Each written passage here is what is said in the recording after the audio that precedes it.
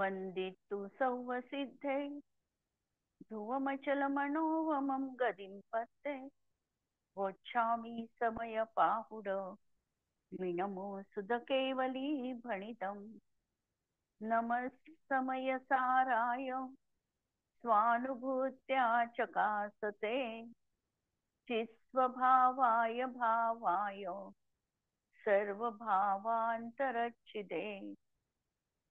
अंतिम मोक्ष वन्दितु सौवसिद्धे ध्रुवमचलमनोवमं गदिं पत्ते वोच्छामि समयपाहुड विनमो सुधकेवली भणिदम्।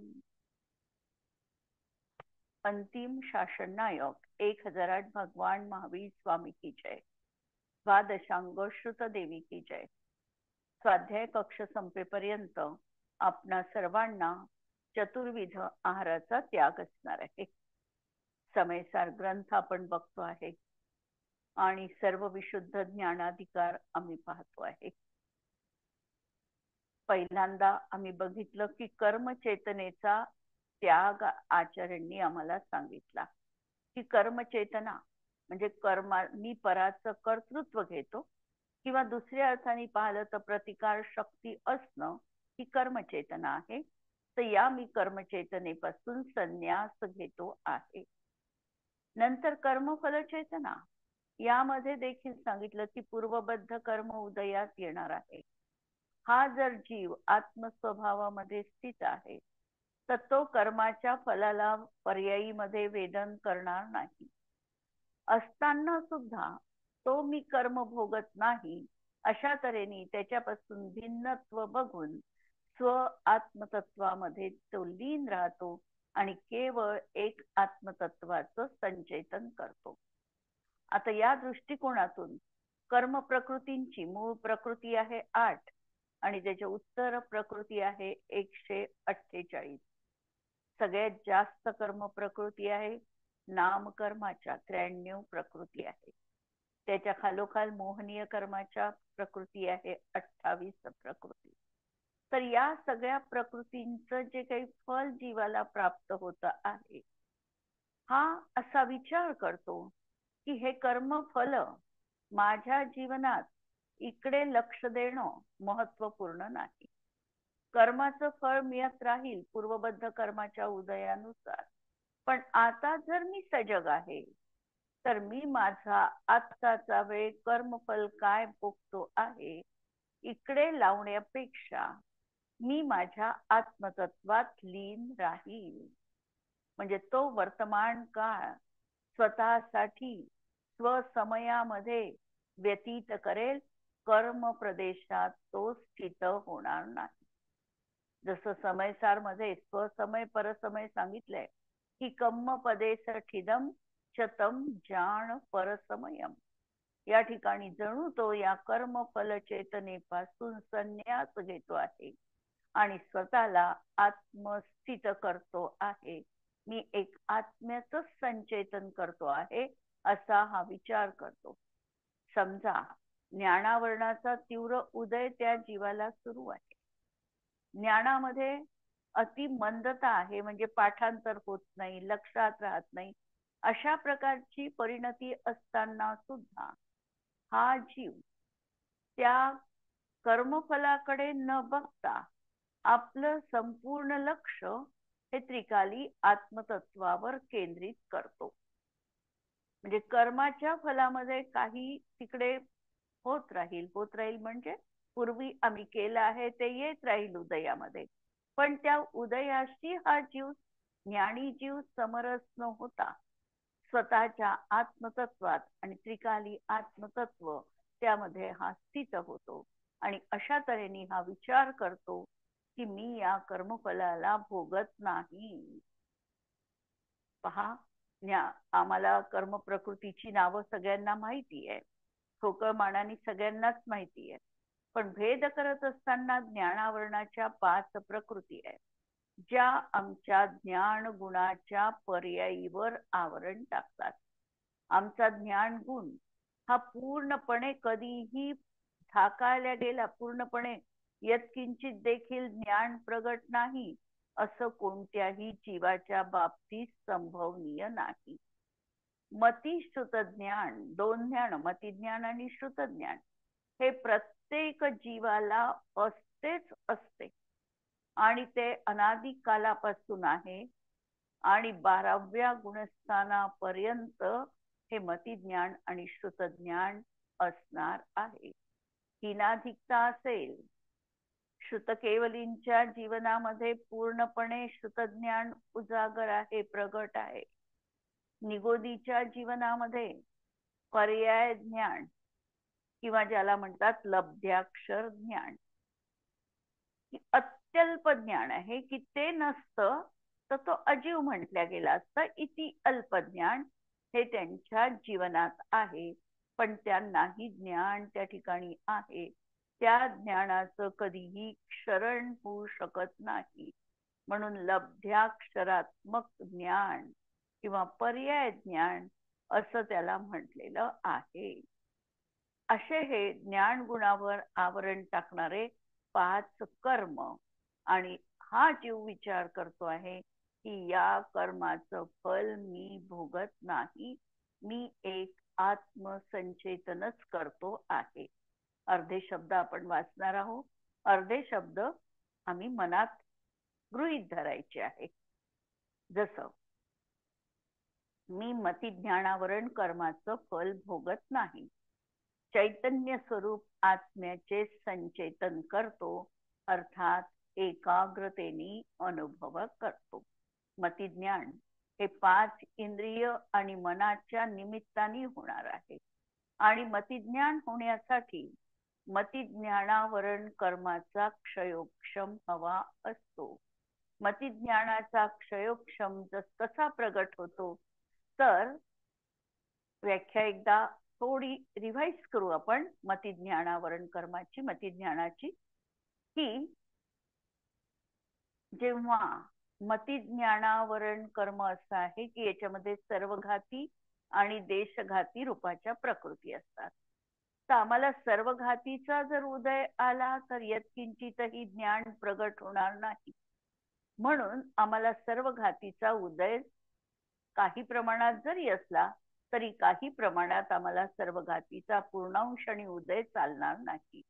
म्हणून वर्तमान काळी उदय येण्यायोग्य मतिज्ञानावरण कर्माचा उदयाभावी क्षय, भविष्यकाळी उदयात येण्यायोग्य मतिज्ञानावरण कर्माचा सद्वस्थारूप उपशम आणि वर्तमान काळामध्ये मतिज्ञानावरण कर्माचा उदय, 3 स्टेप्स. अशी कर्माची अवस्था असताना जीवाला जे ज्ञान प्रगट होतं आणि ते ज्ञान 5 इंद्रिय आणि मनाच्या सहाय्याने होतं. बाह्यतः त्याला प्रकाश आदीची देखील गरज असते. जे ज्ञान होतं ते परोक्ष ज्ञान आहे आणि आंशिक ज्ञान आहे. मतिज्ञानाच्या बाबतीत एवढ्या गोष्टी आम्हाला पाळाव्या लागतात आणि लक्षात ठेवाव्या लागतात. नंतर मतिज्ञान हे इंद्रियजन्य ज्ञान जे आहे हे प्रत्यक्ष पदार्थ समोर असतानाच मतिज्ञान होतं. या मतिज्ञानावर आवरण टाकणारं जे कर्म आहे ते मतिज्ञानावरण कर्म आहे. आणि हा जीव आत्मसन्मुख आहे, उपयोगांनी आत्म्याशी संलग्न आहे, तो या मतिज्ञानाचं फळ भोगत नाही आणि तो फक्त आत्मानुभूती म्हणजे आत्म्याचं संचेतन करतो आहे. दुसरं कर्म आहे श्रुतज्ञानावरण कर्म. श्रुतज्ञानावरण देखील अशाच प्रकारचं क्षायोपक्षमिक ज्ञान आहे.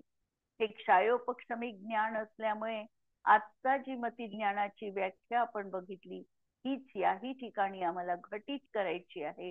फक्त या ठिकाणी इंद्रियांचे विषय सन्मुख असताना असं मतिज्ञानात म्हटलं होतं. श्रुतज्ञानामध्ये इंद्रियांचे विषय म्हणजे समोरच असतील असं नाही. तर कधी कधी आम्हाला विचार करून अशाही रीतीने श्रुतज्ञानाची प्राप्ती संभवनीय आहे.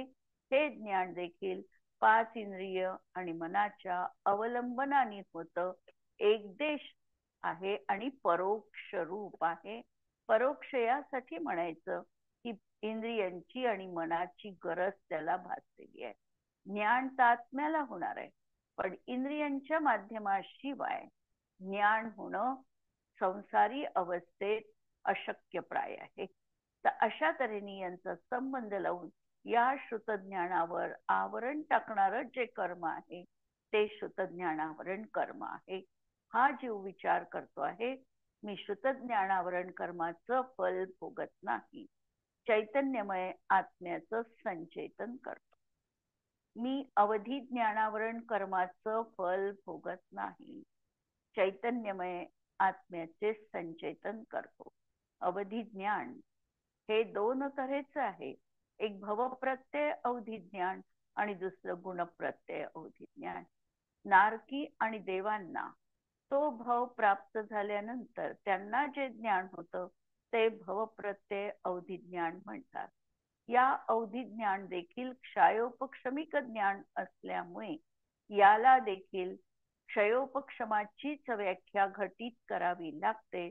आणि फक्त फरक इथे करायचा की हे ज्ञान, जसं आम्ही मतिज्ञान आणि श्रुतज्ञान परोक्ष म्हटलं होतं, अवधी ज्ञान मात्र एक देश प्रत्यक्ष आहे.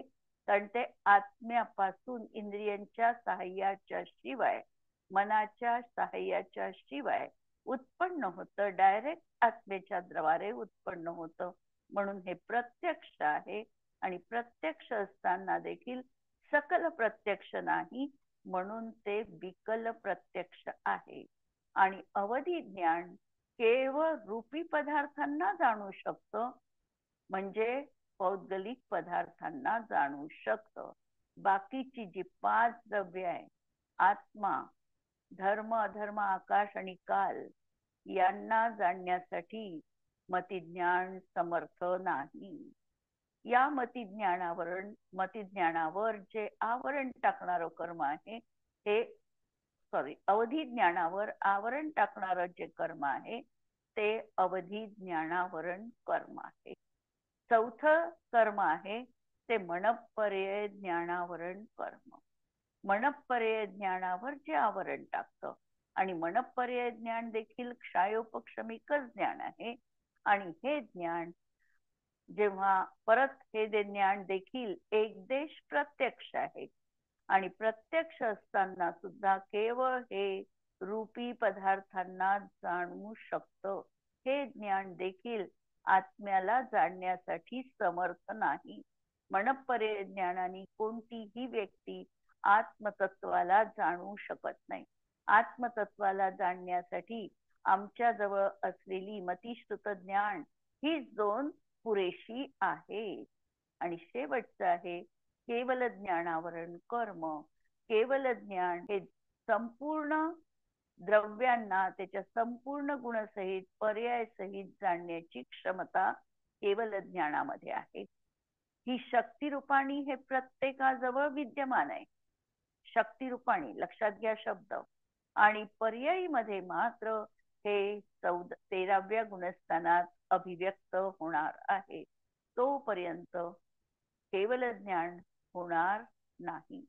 या केवल ज्ञानावर आवरण टाकणारं जे कर्म आहे हे केवल ज्ञानावरण कर्म आहे. म्हणजे 5ही ज्ञानांना हा जीव पाहतो आहे की या कर्माचं फळ मी भोगत नाही, मी केवळ चैतन्य स्वरूप आत्मतत्वाचं संचेतन करतो आहे. यानंतर ज्ञानावरण कर्मानंतर दर्शनावरण कर्म येणार आहे. दर्शन 4 तऱ्हेच आहे: चक्षु, अचक्षु, अवधी आणि केवल दर्शन. या 4 दर्शनांवर आवरण टाकणारं 4 प्रकारचं दर्शनावरण कर्म आहे. परंतु जेव्हा दर्शन होणार आहे, म्हणजे अवलोकन करायचं आहे, त्यावेळेला आम्ही जर झोपेत आहोत तर आम्हाला सामान्य प्रतिभास होऊ शकत नाही. त्यामुळे निद्रा, निद्रा, निद्रा, प्रचला, प्रचला, प्रचला आणि स्त्यानकृती या 5 महानिद्रा म्हटल्या गेलेल्या आहे. आत्म्याचं दर्शन करण्यासाठी या गोष्टींची आम्हाला तिथे गरज नसते, म्हणजे ह्या गोष्टी नको असतात. आणि अशा तऱ्हेने दर्शन गुणावर आवरण टाकणारं जे कर्म आहे ते 9 प्रकारचं आहे, दर्शन 4 प्रकारचं आहे आणि कर्म मात्र 9 प्रकारचं आहे. आणि हा जीव विचार करतो आहे प्रत्येक वेळेला की मी चक्षु दर्शनावरण कर्माचं फळ भोगत नाही, मी अचक्षु दर्शनावरण कर्माचं फळ भोगत नाही, अवधी दर्शनाचं फळ भोगत नाही, केवल दर्शनाचं मी फळ भोगत नाही, निद्रा दर्शनावरण कर्माचं फळ भोगत नाही, निद्रा निद्रा प्रचला प्रचला प्रचला आणि स्त्यानक वृद्धी दर्शनावरण कर्म या सगळ्यांचं मी फळ भोगत नाही. मी चैतन्यमय आत्म्याचं संचेतन करतो, त्या अर्थात स्वरूपामध्येच एकाग्र होतोय किंवा एकाग्रतेने आत्म्याचाच अनुभव करतो. यामध्ये 3 दर्शन जी आहे ही क्षयोक्षमिक आहे. चक्षुदर्शन, अचक्षुदर्शन आणि अवधी दर्शन. आणि ही देखील विकल अशी दर्शन आहे, परोक्ष दर्शन आहे. आणि अवधी दर्शन मात्र प्रत्यक्ष लावायचं, एक देश प्रत्यक्ष. अशा तऱ्हेने या दर्शनावरणाच्या कर्माच्या प्रकृतीला आपण बघितलं. यानंतर क्रम आम्हाला हवा होता तो आम्ही घाती अघाती असा भेद केला तर आम्हाला नंतर यायला पाहिजे होतं ते मोहनीय कर्म. परंतु आगमामध्ये जर आम्ही 8 कर्मांचा क्रम बघितला तर ज्ञानावरण, दर्शनावरण, त्यानंतर 3ऱ्या क्रमांकावर वेदनीय अघातीय कर्म आलेला आहे. आणि या वेदनीय वेदन करणारं कर्म, सुखदुःखाचं वेदन करणारं असं हे वेदनीय कर्म अघाती कर्म आहे. आणि या कर्माला 3ऱ्या नंबरवर आचार्यांनी ठेवलेला आहे. याचे 2 भेद आहे, साता वेदनीय आणि असाता वेदनीय. या कर्माचा निरंतर जीवाला उदय असतो. या कर्मामध्ये, अघाती कर्मामध्ये 2च शक्यता आहे. एक तर या कर्माचा उदय असेल, अन्यथा या कर्माचा क्षय होईल. यामध्ये क्षयोक्षम नावाची गोष्ट घटित होत नाही. कधीही साता वेदनीय कर्माच्या क्षयोक्षम असे शब्द आम्हाला मिळणार नाही. साता वेदनीय किंवा असाता वेदनीयाचा उदय म्हणजे हे उदयामध्ये आहे, अघाती कर्म असल्यामुळे. आणि क्षयोक्षम हा 4 घातीय कर्मांमध्येच घटित होतो. प्रामुख्याने आम्हाला कर्माची सुतवाच पाहायला हे प्रकरण त्या ठिकाणी थोडं लक्षात घ्या. म्हणून मी साता वेदनीय कर्माचं फळ भोगत नाही आणि मी चैतन्यमय आत्म्याचं संचेतन करतो.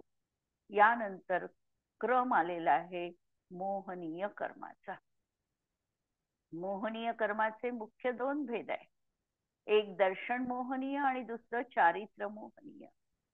दर्शन मोहनीय म्हणजे आमच्या श्रद्धा गुणाला विपरीत करण्याचं कार्य ज्याच्या निमित्ताने होतं ते आहे दर्शन मोहनीय कर्म.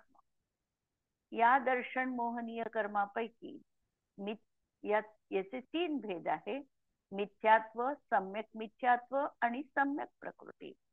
यापैकी मिथ्यात्व आणि सम्यक मिथ्यात्व या 2 कर्म प्रकृतींमध्ये सर्व घातीच स्पर्धक आहे. त्यामुळे मिथ्यात्व कर्माचा एक जरी स्पर्धक उदयात आहे तरीही जीवाला श्रद्धा गुण समीचीन रीतीने प्रगट होत नाही. श्रद्धा गुण विपरीतच राहतो, मिथ्यात्व जीवनात राहतो. विपरीत बुद्धी, खोटी बुद्धी या जीवाची असते मिथ्यात्व कर्माच्या उदयामध्ये. नंतर दुसरं कर्म आहे सम्यक मिथ्यात्व. सम्यक मिथ्यात्व या कर्म प्रकृतीचं वैशिष्ट्य की याच्यामध्ये देखील सगळेच्या सगळे स्पर्धक जे आहे हे सर्व घाती रूपाचे असतात. आणि याचा उदय आला की जीवाला 3रं गुणस्थान होतं सम्यक मिथ्यात्व किंवा मिश्र गुणस्थान. 3ऱ्या नंबरचं हे गुणस्थान आहे. मिथ्यात्व कर्माच्या उदयामध्ये एक पहिलंच मिथ्यात्व गुणस्थान होतं आणि सम्यक प्रकृती हा 3रा भेद आहे. मोहनीय कर्माच्या दर्शन मोहनीयाचा यामध्ये सम्यक प्रकृतीचा जेव्हा उदय असतो यावेळेला सम्यक्त्व तर जीवाला प्रगट असतं, पण सम्यक प्रकृतीच्या उदयात सम्यक्त्व आहे असं नाही. जेवढा ज्या प्रमाणात क्षयोक्षम आहे त्या दृष्टीने सम्यक्त्वाची प्राप्ती आहे आणि सम्यक प्रकृतीचा उदय त्या ठिकाणी आमच्या श्रद्धेमध्ये चल मल आणि अगाढ दोष निर्माण करण्यात कारण आहे. बऱ्याच वेळेला आम्ही ठोकळ मानाने म्हणतो की सम्यक प्रकृतीच्या उदयामध्ये क्षयोपक्षमिक सम्यक्त्व आहे.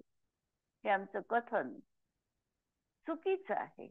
कारण सम्यक प्रकृतीच्या उदयात कर्माच्या उदयात कोणताही गुण असत नाही. कर्माचा क्षयोक्षमामध्ये आमचा श्रद्धागुण प्रगट झालेला आहे, परंतु सम्यक प्रकृतीच्या उदयामुळे आमच्या श्रद्धेमध्ये काही कमतरता आलेली आहे, दोष लागलेले आहे. अशा प्रकारचे चल मल अगाढ दोष त्या ठिकाणी लागलेले आहे. हे झालं दर्शन मोहनीय कर्म संबंधी, म्हणजे त्याच्या 3 प्रकृती. आणि दुसरी याची भेद आहे चारित्र मोहनीय कर्म. या चारित्र मोहनीयाच्या 16 प्रकृती अनंतानुबंधी, अप्रत्याख्यानावरण, प्रत्याख्यानावरण आणि संज्वलन. प्रत्येकाचे क्रोध मान माया लोभ असे हे 16 भेद. आणि नो कषाय, ज्याला अकषाय देखील म्हटलं जातं, असे हास्य, रती, अरती, शोक, भय, जुगुप्सा, स्त्रीवेद, पुरुषवेद आणि नपुंसकवेद असे 9 नोकषाय किंवा 9 अकषाय. आणि हे कषाय वेदनीय असं देखील 16ला म्हटलं जातं. कषाय वेदनीय आणि नो कषाय वेदनीय आहे ह्या मोहनीयाच्या प्रकृती, परंतु कषाय वेदनीय असं देखील याला म्हटलं जातं. या 16 प्रकृती आणि या 16 आणि 3 प्रकृती आणि 9 कर्म, 9 कषाय असे मिळून एकूण मोहनीयाच्या प्रकृती होतात 28 प्रकृती. आणि हा ज्ञानी जीव किंवा आत्मलीन असणारा जो सजग जीव आहे तो विचार करतो आहे की मी या कर्मफलाचा भोग घेत नाही, मी माझ्या आत्मतत्वाचं संचेतन करतो आहे. यामध्ये वैशिष्ट्य हे बघायचं की दर्शन मोहनीयाचा बंध हा फक्त पहिल्याच गुणस्थानात होतो. कारण सम्यक प्रकृती किंवा सम्यक मिथ्यात्व या दोनही कर्म प्रकृती अबंध प्रकृती आहे.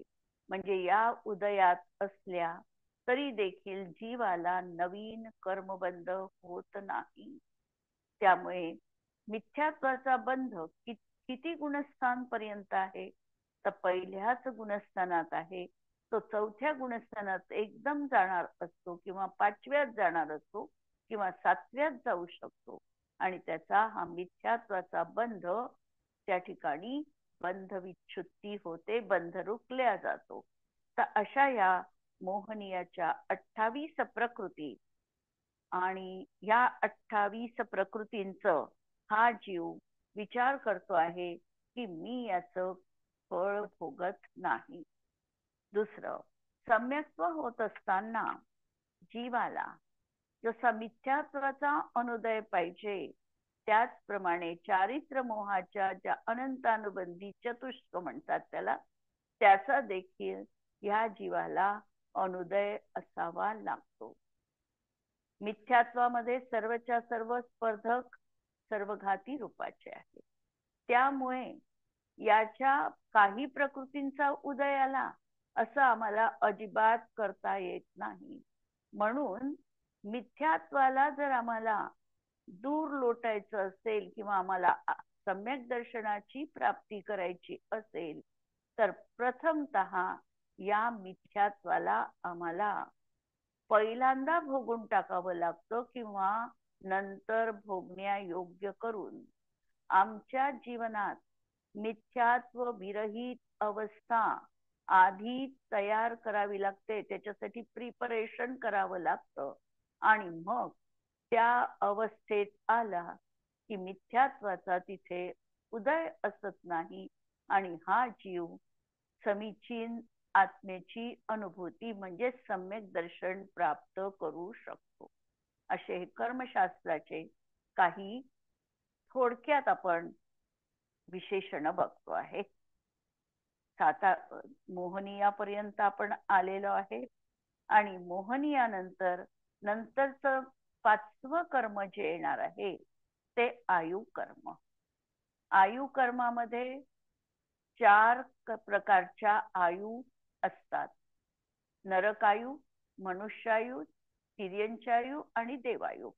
तर ह्या देवायु म्हणजे हा जीव देव पर्यायित असेल, मनुष्य पर्यायित असेल आणि सम्यक्त्वाचं वेदन करत असेल म्हणजे सम्यक्वी असेल, तर तो त्या कर्मफल चेतनेचा जणू काही संन्यास घेतो आहे आणि विचार करतो आहे की मला कोणतीही आयु मला भोगायची नाही, मी याविषयीचा अभोक्ता आहे आणि मी केवळ माझ्या आत्मतत्वाचंच संचेतन करतो आहे. 4 आयु या अघाती कर्माच्या आहे. यामुळे याच्यामध्ये देखील क्षयोक्षम घटित होत नाही, यामध्ये देखील उदयच असणार आहे. आणि अनादी कालापासून जोपर्यंत मोक्षाची प्राप्ती होत नाही तोपर्यंत जीवाला कोणत्या ना कोणत्या आयुचा बंध निरंतर सुट असतो. एक भव सोडला तर दुसऱ्या भवाचा उदय आहेच. मध्ये एक समयाची देखील गॅप असत नाही. असं हे आयु आम्हाला कोणत्याही तऱ्हेने निरंतर त्या ठिकाणी प्राप्त होते आहे. काही वैशिष्ट्य आयुच्या बाबतीत जर आम्हाला ज्ञात असतील तर हा जीव नरक आयुतून नरकायुत जात नाही किंवा देवायुत जात नाही. देवायुतून नरकायुत जात नाही आणि देवायु पण परत लगेचच त्याला मिळत नाही. नंतर 1-2 भव झाल्यावर मिळू शकते, पण लगेचच दुसरा जन्म देवातून देवात असं घडत नाही. आणि मनुष्य आणि तिर्यंच्या आयुमधून मात्र हा 4ही गतीमध्ये आयुमध्ये जाऊ शकतो. अशा तऱ्हेचा आयु कर्म आपण बघितलं. आयुच्या बाबतीमध्ये जघन्य आयु ही तिर्यंच जीवांची असते, जी एका श्वासाच्या 18व्या भागात जन्म मरण धारण करते. आणि उत्कृष्ट आयु संसार अवस्थेमध्ये जी सांगितलेली आहे ही 33 सागरांची सांगितली, जी 7व्या नरकामधील जीव भोगतो किंवा सर्वार्थ सिद्धीमधले देव त्या ठिकाणी 33 सागर आयुवाले देव असतात. अशा तऱ्हेने आयुच्या बाबतीत थोडक्यात आपण बघतो आहे. यानंतर येणार आहे नामकर्म. नामकर्माचे सगळ्यात जास्त भेद आहे. 93 भेद नामकर्माचे आहे. आणि नामकर्माचं डिपार्टमेंट हे आहे की आमचं शरीर रचना करणं, शरीरामध्ये सुव्यवस्थितपणा, त्याला रंग देणं, नंतर त्याचे संघात म्हणजे छिद्ररहित आमचं शरीर निर्माण करणं, शरीरावर कांती निर्माण करणं, आमच्या हाडांची रचना करणं, आमची उंची ठरवणं म्हणजे संस्थान ठरवणं, किंवा आमचे इंद्रिय जे आहे हे इंद्रिय किती पाहिजे आणि कुठे पाहिजे, निर्माण नामकर्म म्हणजे असे जे काही त्यांचे विशेष आहे हे सगळं आमचं शरीराचं डिपार्टमेंट हे नामकर्मानी आपल्याकडे घेतलेलं आहे. आम्ही जसं नामकर्म बांधलेला आहे त्यानुसार आम्हाला या ठिकाणी आमच्या शरीराची रचना झालेली आहे. आमच्या हाडांना तशा प्रकारची कोणतं संवर्णन आम्हाला प्राप्त होणार हे आम्ही भाव जसे केले त्यानुसार शरीर आम्हाला प्राप्त झालेलं आहे. कोणाचं शरीर निरोगी असतं आणि कोणी लहानपणापासून रोगग्रस्त असतं.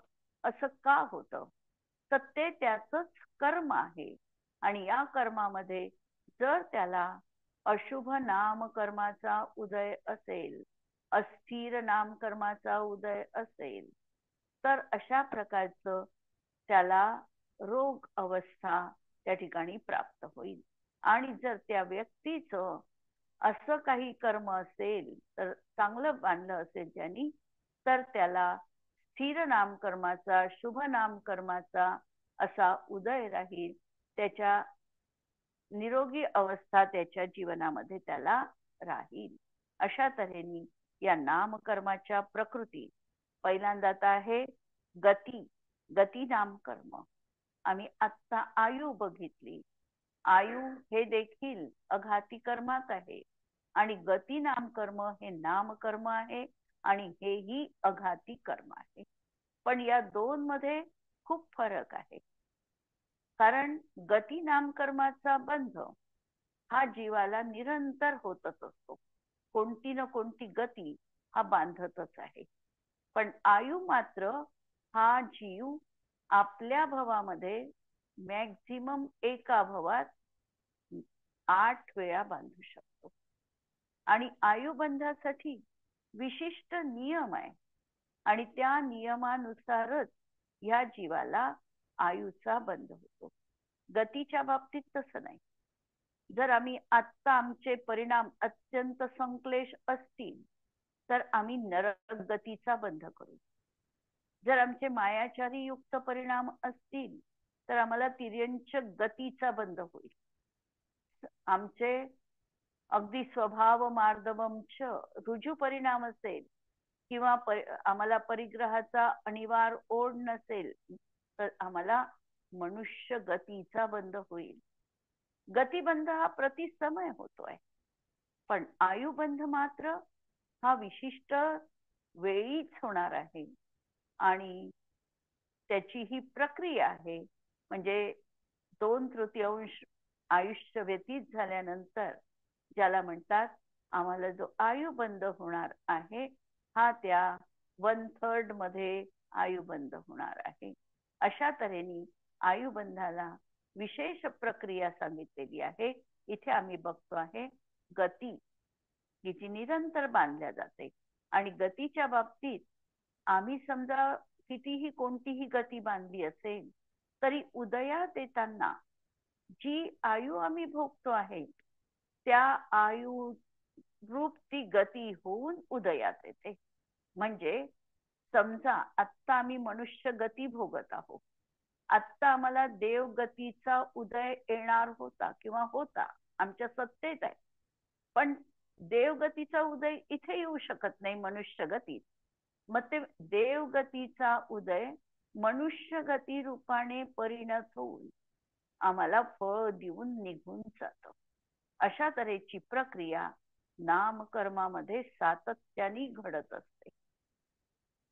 तर हे असं गती नामकर्म 4 गती, नरक गती, तिर्यंच गती, मनुष्य गती आणि देवगती.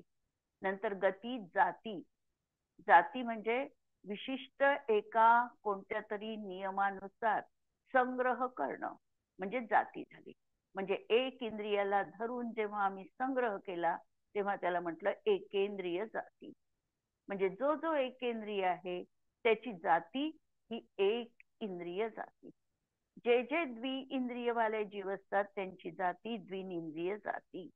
तर अशा तऱ्हेने एकेंद्रिय, द्विनिंद्रिय, 3 इंद्रिय, चतुरेंद्रिय आणि पंचेंद्रिय अशा जाती नाम कर्माचं मी भोग घेत नाही.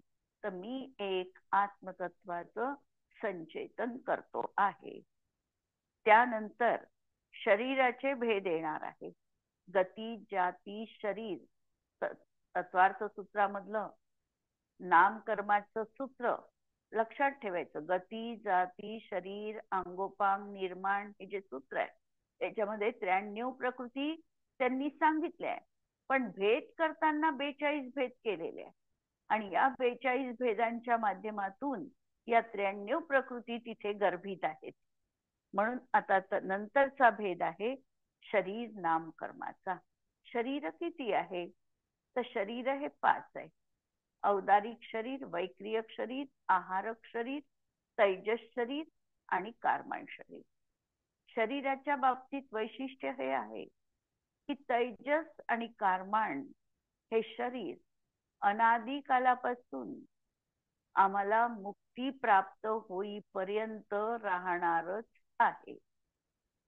औदारिक शरीर, वैक्रियक शरीर हे आमचं त्या भवापर्यंत आमच्या सोबत आहे. नंतर ते सगळे परमाणू निघून दुसरं शरीर प्राप्त होणार आहे. म्हणजे औदारिक शरीराची स्थिती ही कमी आहे. वैक्रियक शरीर देखील तो भव संपला की ते वैक्रियक शरीर देखील नष्ट होणार आहे. नष्ट होणार आहे अर्थात परमाणू त्याचे किरून जातील, निघून जातील. आणि वैक्रियक शरीर हे देव आणि नारकी उपपाद जन्मवाल्यांना वैक्रियक शरीर असतं. आणि जे मनुष्य आणि तिर्यंचे आहे यांचं शरीर हे औदारिक शरीर असतं. आणि तैजस आणि कारमान आमच्यामध्ये जी ऊर्जा पाहिजे, ओज पाहिजे, की तैजस शरीराचं कार्य आहे. आणि कर्म जे आमच्या जवळ आहे ते आमचं कारमान शरीर आहे. औदारिक शरीर सुटलं तरी देखील तैजस आणि कारमान शरीराच्या माध्यमातून हा जीव परत नवीन शरीर धारण करतो. मध्ये काही काळ जाईल पण हा तो नवीन शरीर धारण करणार आहे. आणि अशी ही 5 शरीर, आहारक शरीर हे विशिष्ट वेळेलाच आणि मुनींनाच असू शकतं. आणि सगळ्याच मुनींना असतील असंही नाही. आहारक शरीर हे आहारक वृद्धी संपन्न अशा मुनींना प्राप्त होऊ शकतं. जर त्यांना तत्वामध्ये शंका आली, जर त्यांना तीर्थवंदनेचा भाव आहे, तर अशा वेळी आहारक शरीर त्यांच्या मस्तकातून 1 हात प्रमाण असा पांढऱ्या वर्णाचा समचतुस्र असा संस्थान असलेला, संवहन नसलेला असा पुतळा बाहेर पडतो. आणि आपल्या शंकांचं किंवा तीर्थवंदनेचं जे काही उद्दिष्ट असेल ते पूर्ण करून परत मुनींच्या शरीरामध्ये विलीन होतो. असं हे 3रं आहारक शरीर. हे फक्त आहारक वृद्धी प्राप्त मुनींनाच त्या ठिकाणी संभवनीय आहे. आणि सगळ्याच मुनींना ही वृद्धी काही प्राप्त होणं नाही. अशा तऱ्हेने 5 शरीरांबद्दल आपण चर्चा केली. पुढचं प्रकरण आपण उद्याला बघूया. जिनवाणी के ज्ञान ते सूझे लोकालोक, सो जिनवाणी मस्तक नमो सदा देत घो. नमो अरिहंताणम, नमो सिद्धाणम, नमो आयर्याणम, नमो उवच्छायाणम, नमो लोये सवसाहुणम. सर्वांना जय जिनेंद्र.